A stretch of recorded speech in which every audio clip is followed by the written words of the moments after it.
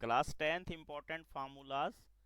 First formula है first term into second term is equal to LCM into HCF. और second formula है alpha plus beta यानी कि शून्यकों का योग sum of roots minus B upon A. Third है अल्फा इंटू बीटा यानी कि शून्यकों का गुणनफल किसके बराबर होता है, यानी कि product of roots C upon A. Next है x square minus alpha plus beta यानी कि शून्यकों का योग into x plus alpha into beta यानी कि शून्यकों का गुणनफल। ये हमें द्विघात बहुपद बनाने के लिए, द्विघात समीकरण या बहुपद कुछ भी बनाना हो उसमें हम इसको यूज करेंगे। a1x plus b1y is equal to c1, a2x plus b2y is equal to c2। अगर हमारे पास इस प्रकार के दो चरों वाले रैखिक समीकरण दिए हुए हों तो a1 upon a2 is not equal to b1 upon b2। तो रेखाएं कैसी होंगी, ग्राफ बनेंगे प्रतिच्छेदी रेखाओं के, यानी कि इंटरसेक्टिंग लाइंस होंगी और संगत हल होते हैं। ऐसे में अद्वितीय हल इनका आंसर होता है, यूनिक सॉल्यूशंस। इनमें से आपको कुछ भी एक वो पूछ सकते हैं। और इसकी दूसरी कंडीशन में अगर ये तीनों बराबर हो जाएं तो रेखाएं संपाती होती हैं, यानी कि कोइंसिडेंट लाइंस होती हैं, अनेक हल यानी कि मैनी सॉल्यूशंस होते हैं, और इन हलों को भी हम संगत हल की श्रेणी में रखते हैं। थर्ड कंडीशन में जब a1 बटा a2 बराबर है b1 बटा b2 बराबर नहीं है c1 बटा c2, समानांतर रेखाएं होती हैं यानी कि पैरेलल लाइंस बनेगी, इनमें कोई सॉल्यूशन नहीं होता है, इनका नो सॉल्यूशन, कोई हल नहीं है, और ऐसे हल असंगत होते हैं। नेक्स्ट में देखिए a x square plus b x plus c is equal to zero. अगर ये क्वाड्रेटिक इक्वेशन हमें दी हुई हो तो डी की वैल्यू होती है बी स्क्र माइनस फोर ए सी, और अगर डी जीरो से बड़ा हो तो इसके दो असमान वास्तविक मूल होते हैं। क्या बताया हमने आपको, टू डिस्टिंक्ट रियल रूट्स। और अगर डी जीरो के बराबर हो तो दो समान वास्तविक रूट होते हैं, टू रियल रूट होते हैं सेम। और अगर डी जीरो से छोटा हो यानी कि माइनस में हो तो मूल वास्तविक। ठीक है, इस फार्मूले से अगर हमने अल्फा बीटा निकालना हो तो minus B plus minus under root D upon two A हम यहाँ पर लिखते हैं। अगर प्लस का लेंगे तो हम इसको अल्फा बोल देंगे, और अगर माइनस यूज करेंगे तो इसे हम बीटा लेते हैं। नेक्स्ट फार्मूला देखेंगे A N is equal to A plus N minus one into D, और S N is equal to N upon two into two A plus N minus one into D, यानी कि ये आपके पास सम of A P आ जाएगा यहाँ पर। ठीक है, सम ऑफ ऑल टर्म्स यहाँ पर आ जाएगा, और ये कोई भी अगर टर्म निकालनी हो तो हम इसको यूज करेंगे। अगला देखिए डिस्टेंस फार्मूला है P इज इक्वल टू, अगर P x1 और y1 है और Q x2 y2 है तो P Q किसके बराबर आएगा, x2 माइनस x1 का square plus y2 minus y1 का स्क्वायर। और अगर कभी हमें इससे मूल बिंदु से किसी भी पॉइंट के अगर डिस्टेंस निकालने हो, सपोज कीजिए 3 और 4 है, इनके डिस्टेंस निकालना है, तो आपने कुछ नहीं करना, इनको ना घटाना ना जोड़ना, आपने 3 का स्क्वायर यहाँ लिखना प्लस 4 का स्क्वायर लिखना और इसका रूट करना, यह आएगा 25, और 25 का आंसर आ जाएगा 5। और यदि यहाँ पे विभाजन का सूत्र लिखना पड़े तो हम क्या लिखेंगे, यहाँ देखिए x1 plus x2 upon m1 plus m2। अगर यहाँ x1 है तो इसके साथ आपने m2 लिखना है, और अगर यहाँ x2 है तो इसके साथ m1। इसी तरह यहाँ लिखिए y1 plus y2 upon m1 plus m2। अगर y1 है 1 के साथ 2 और 2 के साथ 1। और नेक्स्ट में है पंडित बद्री प्रसाद हर हर बोले सोना चांदी तोले, यानी कि यहाँ पे क्या आ जाएगा, साइन कॉस और ये टेन।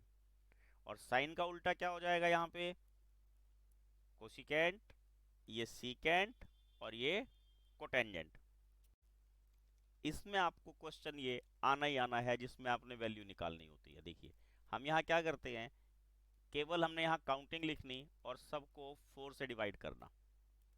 काउंटिंग लिख के 4 से डिवाइड किया, सबके ऊपर रूट का निशान लगाया।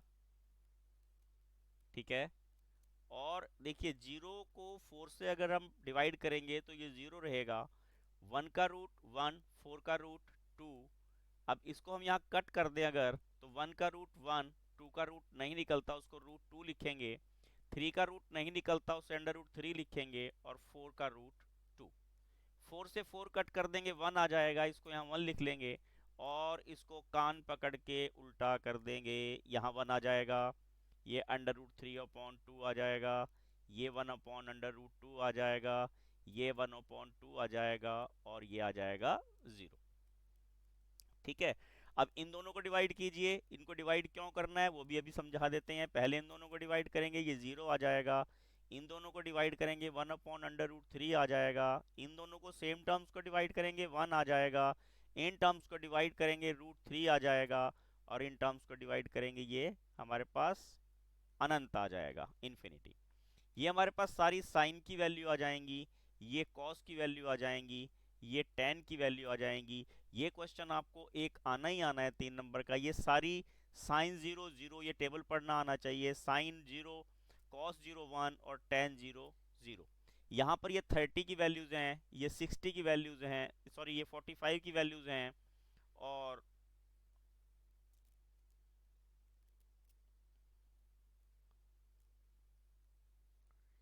ये 60 की वैल्यू है, और ये हमारे पास 90 की वैल्यू। तो इस टेबल से आपको क्वेश्चन 100% आना है, आपने इसको भी ध्यान से करना है। और नेक्स्ट में देखिए, एरिया ऑफ सर्कल πr² यानी कि वृत्त का क्षेत्रफल, और सरकमफ्रेंस ऑफ सर्कल वृत्त की परिधि 2πr। एरिया ऑफ सेक्टर यानी कि त्रिज्या खंड का अगर क्षेत्रफल निकालना हो तो हमने क्या करना है, यहाँ पर θ/360 πr², यानी कि जो वृत्त का क्षेत्रफल है उसके आगे θ/360 हम यहाँ लगा देते हैं। चाप की लंबाई निकालने के लिए सेम हमारे पास तरीका है, θ/360 और यहाँ पर 2πr, यानी कि जो परिधि होती है, सरकमफ्रेंस होता है, उसके आगे आपने θ/360 लगा देना, तो आपके पास वो लेंथ ऑफ आर्क आ जाएगी। लघु वृत्त का खंड का क्षेत्रफल θ/360 πr² minus 1/2 r² sine theta. घनाभ का आयतन यानी कि वॉल्यूम ऑफ क्यूबॉइड LBH, और घनाभ का पृष्ठीय क्षेत्रफल यानी कि सरफेस एरिया ऑफ क्यूबॉइड, वो 2 into LB plus BH plus HL, और वॉल्यूम ऑफ क्यूब घन का आयतन L3, ठीक है, और घनाभ घन का पृष्ठीय क्षेत्रफल 6L² यानी कि सरफेस एरिया ऑफ क्यूब। बेलन का आयतन πr²h यानी कि वॉल्यूम ऑफ सिलेंडर। बेलन का वक्र पृष्ठीय क्षेत्रफल 2πrh यानी कि lateral surface area of cylinder. बेलन का संपूर्ण पृष्ठीय क्षेत्रफल 2πr into r plus h, total surface area of cylinder.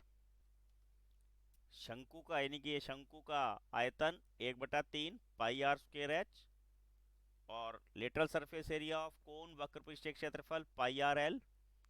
Total surface area संपूर्ण पृष्ठीय क्षेत्रफल, शंकु का संपूर्ण पृष्ठीय क्षेत्रफल πr into r plus l। ध्यान रखना कि l निकालेंगे कैसे, तिरछी ऊंचाई r² प्लस h² का वर्गमूल। गोले का आयतन 4/3 πr³ और surface area of sphere 4πr²। और अगर ये अर्धगोला हो तो इसको 2πr² कर लेते हैं। और अगले 3 इंपॉर्टेंट फार्मूला, मीन का फार्मूला है सिग्मा FI/XI/FI, यानी कि यहाँ पे माध्य लिख देता हूँ, और ये बहुलक के लिए L plus F1 minus F0/2F minus F0 minus F2 into H, यानी कि हाइट ऑफ क्लास इंटरवल। और ये माध्यक का फार्मूला है median, L plus N/2 minus CF/F into H। और नेक्स्ट में आपने प्रोबेबिलिटी में क्या ध्यान रखना है, किसी भी चीज की प्रोबेबिलिटी कहाँ से कहाँ तक होती है, 0 से 1, ना तो 0 से कम होगी और ना ही 1 से ज्यादा होगी।